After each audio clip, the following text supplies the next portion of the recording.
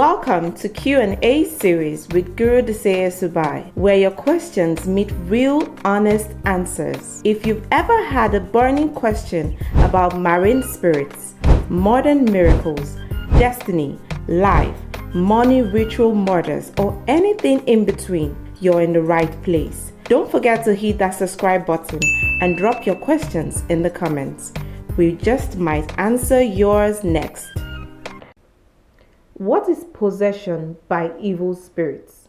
Possession by evil spirits means a demon is residing and acting from the innermost being of the person. The person is filled with darkness.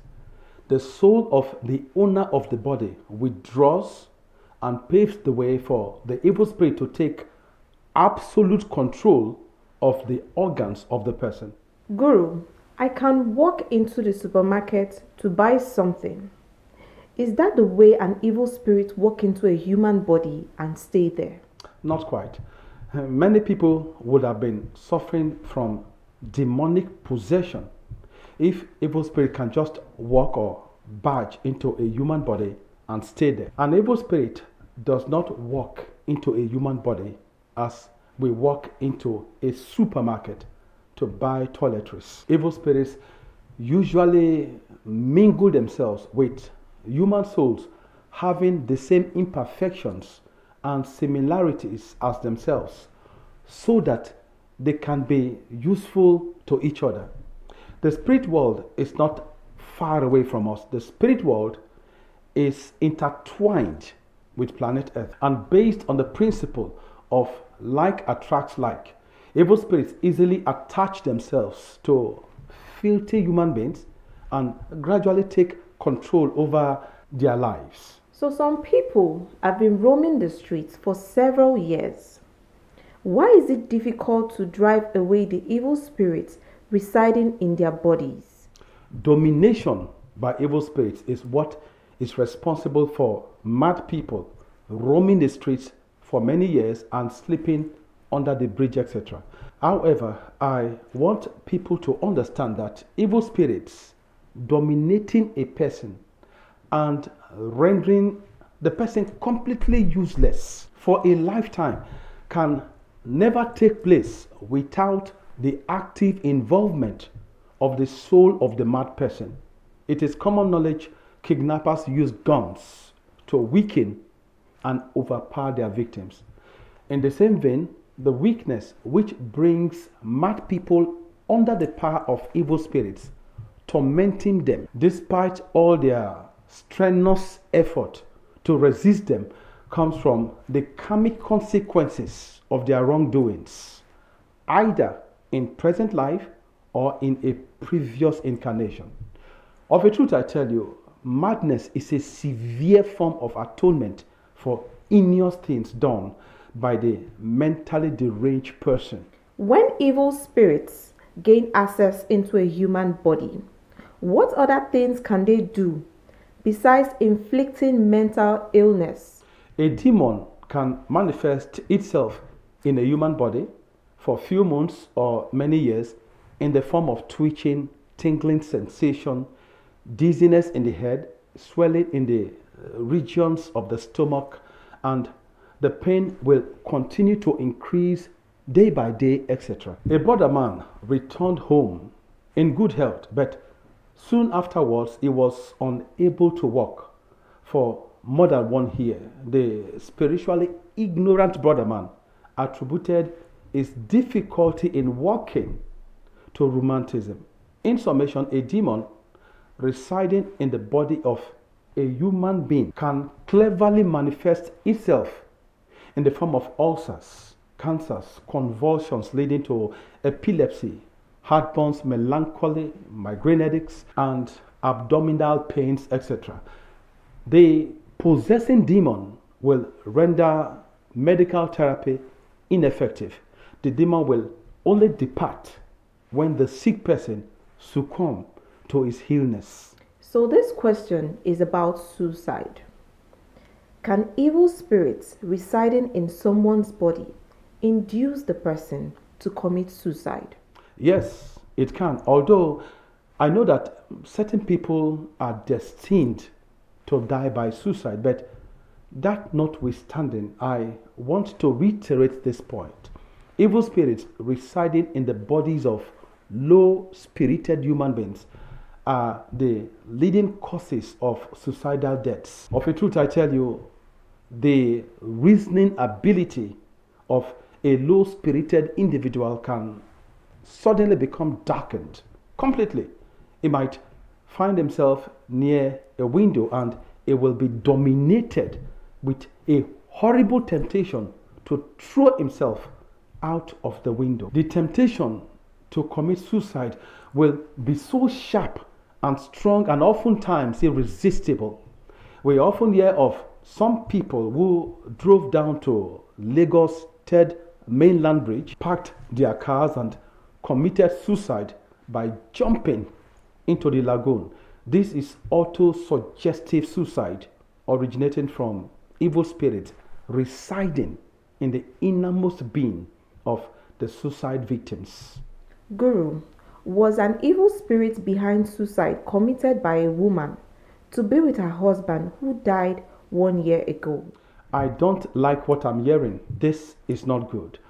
She will never reunite with her late husband because the environment where suicide victims reside is quite different from where human souls who died of natural causes lives. Definitely, she must have been living with depression since her husband passed away. She must have been thinking that life is not worth living without a late husband. And it is possible for a demon in her life to explore a pathetic situation and induce her to commit suicide in the belief that she will reunite with him in the great beyond. On the other hand, if her late husband was deeply in love with her, he would have expressed a strong desire for his wife to die so that he might have her near him in the great beyond. And eventually, she might die few months or years later. So apart from evil spirits, does dead souls actually possess the living? Because in the Holy Bible, we're told that the dead have no business with the living. We have been told in the Holy Bible, there is a time to be born and a time to die. If you arrive at the airport 2 hours before your scheduled departure time, which is 2 p.m., and due to unforeseen circumstances, your flight is rescheduled to depart at 7 p.m., you are stuck at the departure hall for 5 hours. During the annoying 5 hours waiting period, you may decide to doze off, peruse a book, use the restroom, or wander in the waiting lounge, etc., until 7 p.m., which is the rescheduled departure time. The Holy Bible said there is a time to die. What happens when a borderman dies suddenly, when the exact time for him to die has not arrived? He will wander about in the spirit world like the airline passengers whose departure time was rescheduled. Of a truth, I tell you, the spirit world is filled with dead souls who met their untimely death on planet Earth. The spirit world is filled with wandering souls of the dead, degraded souls of the dead, revengeful souls of the dead, frustrated souls of the dead, etc. The spirit world is filled with traumatized and stationary souls of human beings who took their own lives. The spirit world is filled with filthy souls of armed robbers and kidnappers who met their untimely death on planet Earth. Wandering and stationary souls of the dead, dead souls battling with internal conflicts, etc., continuously crave to interact with the living. As I speak, many of them have violently entered into the bodies of certain brother men and sister women and make their habitation there. I have come across a 14-year-old girl behaving like an asylum patient. She was possessed by the soul of a former neighbor's daughter who died many years ago in a mental hospital. Many years ago, while I was in Bodo City, I came across a sick brother man who was initially complaining about abdominal pains. Slowly, he started drinking alcohol. He became very quarrelsome.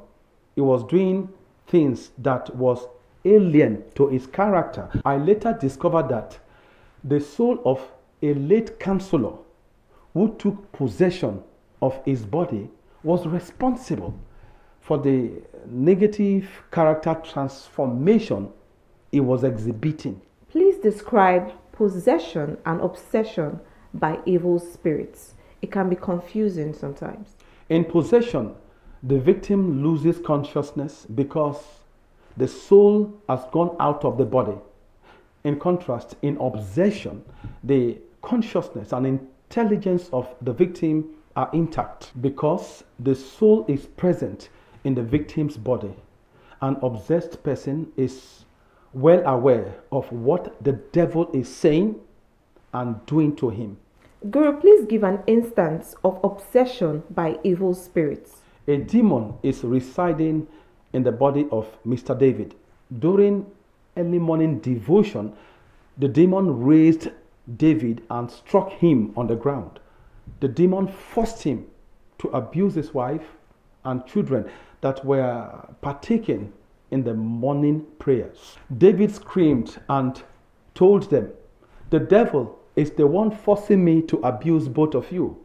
I find it extremely difficult to resist him." This scenario is a crystal clear case of obsession. Of a truth, I tell you, this is how obsessing evil spirits forces alcohol addicts to drink large amounts of hot drinks, and they cannot say no, even with the full strength of their minds.